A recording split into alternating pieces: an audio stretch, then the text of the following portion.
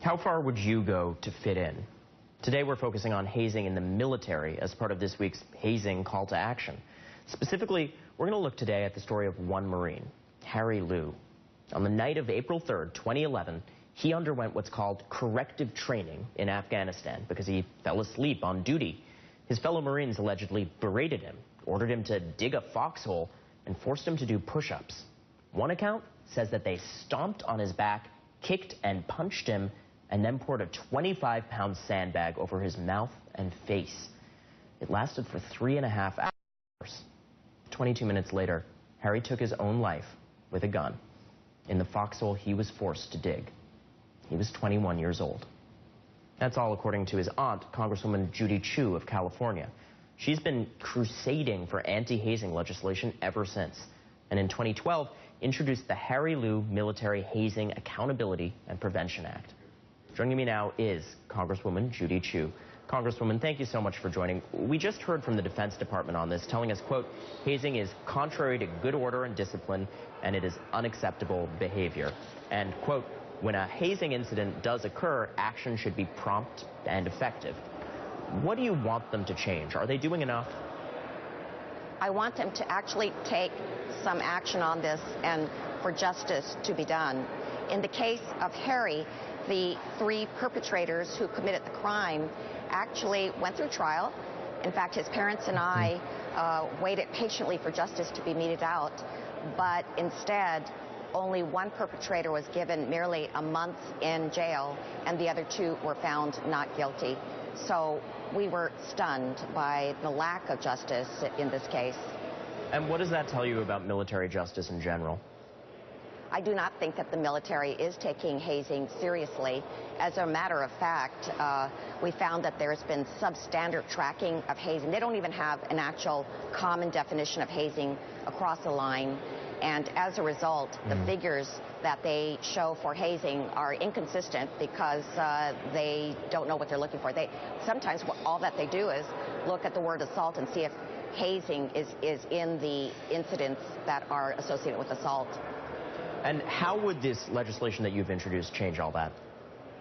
Well, in the first legislation that I did, I asked for numerous things, such as tracking and a definition of hazing.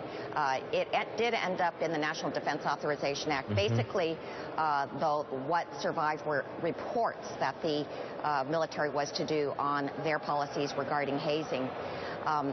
And what we found through the reports is that so much is lacking. So because of that, I introduced another amendment to the National Defense Authorization Act asking for an outside study to be done on the military policies towards hazing. You also wrote an op-ed about this as part of this crusade of yours. You said hazing has no place in our military. It threatens unit cohesion, it undermines our military readiness, and it deeply scars the volunteers who are forced to endure it. What is the bigger picture here about the future of America's military if we don't stop this kind of activity? Well, of course, we must take the mistakes that young people make seriously. Lives are at risk, and corrective training is supposed to do that. But there is no punishment when people cross the line, and there are many cases where they have crossed the line.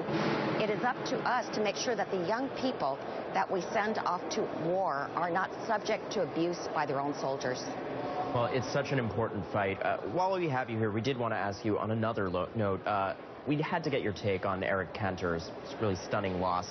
Listen to what Senator Schumer just said yesterday. The idea they can't do immigration reform because Eric Cantor lost his election is another phony excuse. Eric Cantor was never the solution on immigration. He was always the problem.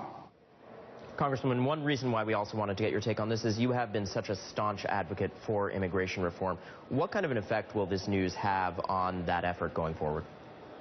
Well, I want to point out that Senator Lindstrom did very well in his election, and he's quite a proponent of immigration reform. So I don't think that you can generalize Eric Cantor's results just based on the immigration issue. I do think immigration reform is well and alive. Well, that's a perspective we haven't been hearing enough of these days. Thank you so much, Congresswoman Judy Chu, and thank you for your fight on this week's call to action. We're continuing the conversation with all of you in the audience on